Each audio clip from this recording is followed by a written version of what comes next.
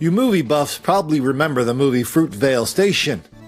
It was a movie about how a couple of fellas, one fella in particular, was shot and killed on the BART system near the subway stop, near the train stop, near the BART stop called Fruitvale Station in Oakland. It was generally acknowledged as a masterpiece for exposing this ridiculous level of white on black racism and how white cops are always picking on black people, killing black people for no reason whatsoever. Well, yeah, it was a thing. It was a big thing. The reality is, of course, that white people at the Fruitvale Station are targets of black violence in the station, outside of the station, just like this dude. This dude is I think he's kind of a stringer for the CBS affiliate in the Bay Area. So he was getting off the train in Fruitvale, walking to his home in Oakland at night, thinking, wow, I'm just tiptoeing through the tulips here.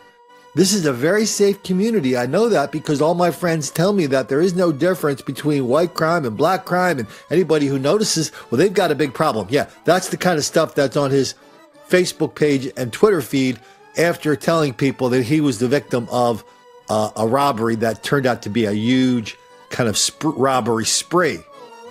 But I mean, these stories have so many layers. This story has two layers. One, we have the story of the reporter/producer who was caught up in a black robbery spree, and he just acts like, well, I don't see any pattern here, Colin. Why do you think there's a pattern? But then at the end, let's check out what he says at the end about how to put a little bow on all this stuff. It was January 2nd when San Leandro officers investigated a robbery at gunpoint at an ATM, and then another and another, not just in San Leandro, but all over the East Bay, Oakland, Hayward, even Pleasanton. By the end of the month, we had 19 robberies of similar nature. And then by the first week of February, we were up to 22. This is a still photo from one of the ATM cameras. You can see a man with a gun in his hand. On the left side of the image, another man goes in to steal the still running car of the eventual victim. Every case, the suspects were masked and had hoodies on. So their identities were unknown. As the ATM robberies kept ticking up, San Leandro detectives found a slip of paper leading them to a car and put together an operation Wednesday night. But their suspects, 4 in total, weren't long-time sophisticated criminal masterminds, but teenagers, 16 and 17. This is the type of crime that we see with somebody who's, has some history, who's got a criminal record and has experience committing these type of crimes. The teenagers remain in custody and have confessed to some of the ATM robberies. These are juveniles. I don't think they really understand what's at stake here. Okay, this guy's name is Krans. So there was a story in the San Francisco paper about this robbery spree and how Krans went into some detail about what happened to him and how they stole his online skates.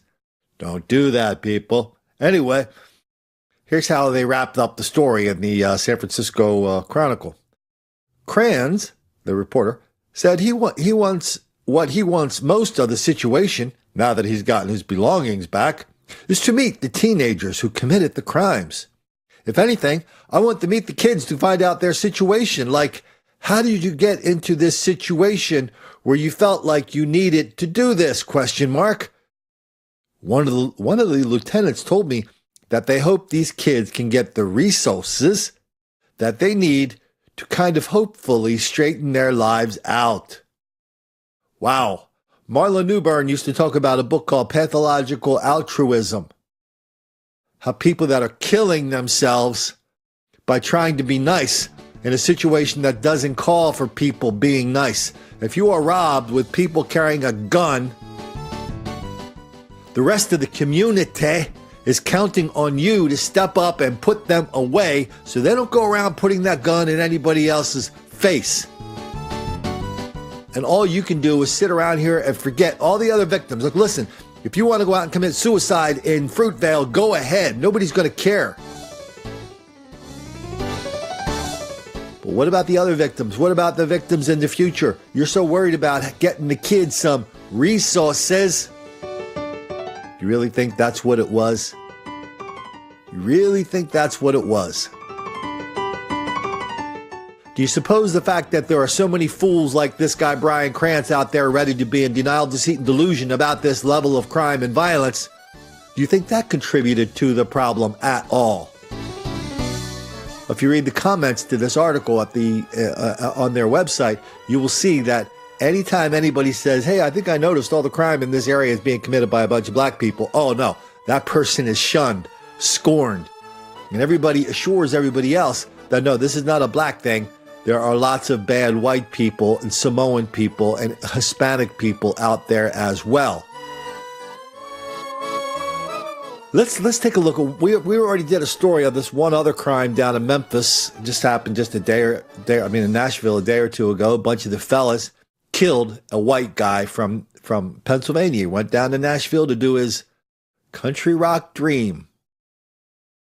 But I want you to see the same kind of thing playing out this is the second day story. The second day story answering the question of, wow, we've got 4 or 5 black people going around killing people in Nashville.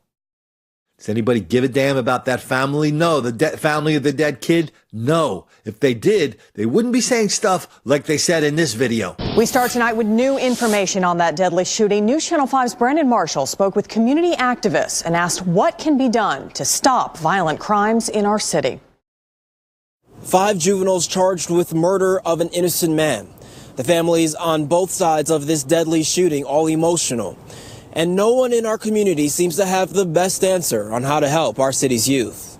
They're lost. They're crying out for help, and the system is failing us. Tiffany and her husband Phil Hawkins are tired of seeing children in Nashville throw their lives away. On Thursday, 5 juveniles were arrested and charged with homicide in the killing of a former Belmont University student and singer, Kyle Yorlitz. Officials tell us the 2 loaded pistols recovered in the shooting were reported stolen. They were taken from 2 unlocked vehicles.